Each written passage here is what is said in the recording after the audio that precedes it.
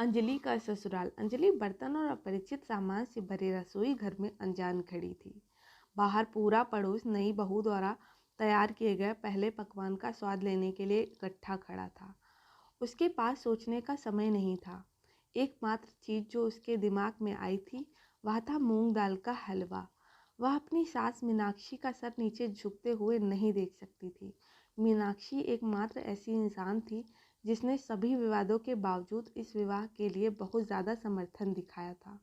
अंजलि ने मामूली खाना पकाने की सीख को लेकर भी अपने पिता की हर एक सलाह को नहीं मानकर और नज़रअंदाज करके खुद पर मन ही मन दुख जताया। उसको तब थोड़ी शांति मिली जब उसके फ़ोन में उसकी माँ का मैसेज उसे मिला, बेटा सब ठीक तो है ना।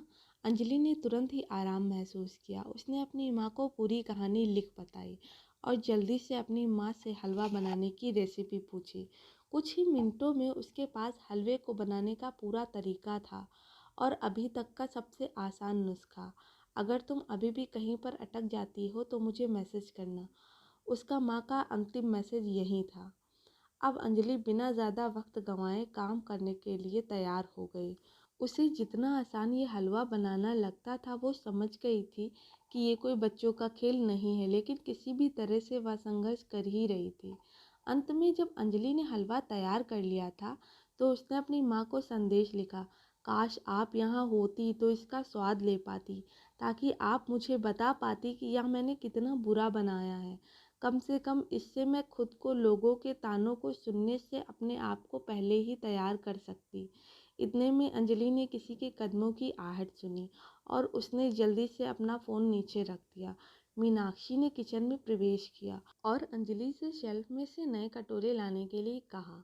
इस बीच मीनाक्षी ने जल्दी से हलवे का स्वाद लिया और थोड़ी देर तक खांसती रही। उसने गैस को दोबारा से चालू किया, स्वाद को और अधिक बढ़ाने के लिए और अधिक चीनी और कुछ अन्य चीज़ों को हलवे में जोड़ा।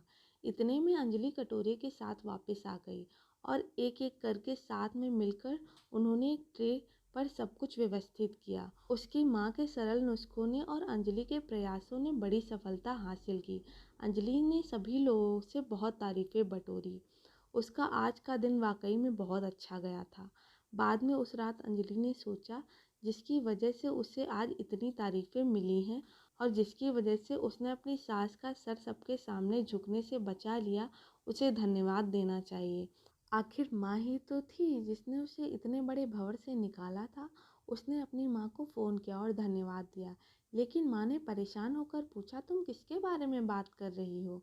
मैं तो सुबह सुबह मंदिर गई थी और अपना फ़ोन साथ ले जाना भूल गई थी।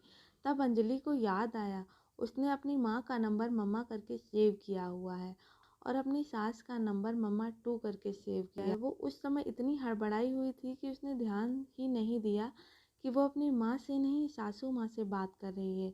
ये अंजलि की ज़िंदगी की सबसे प्यारी गलती थी। उसे समझ में आ गया था कि उसकी सास उसकी माँ से कम नहीं है। अगर आपको ये स्टोरी पसंद आई हो तो स्टोरी को लाइक कीजिए और गज़ब ज़िंदगी चैनल को सब्सक्राइब ज़रूर करिए। Thank you.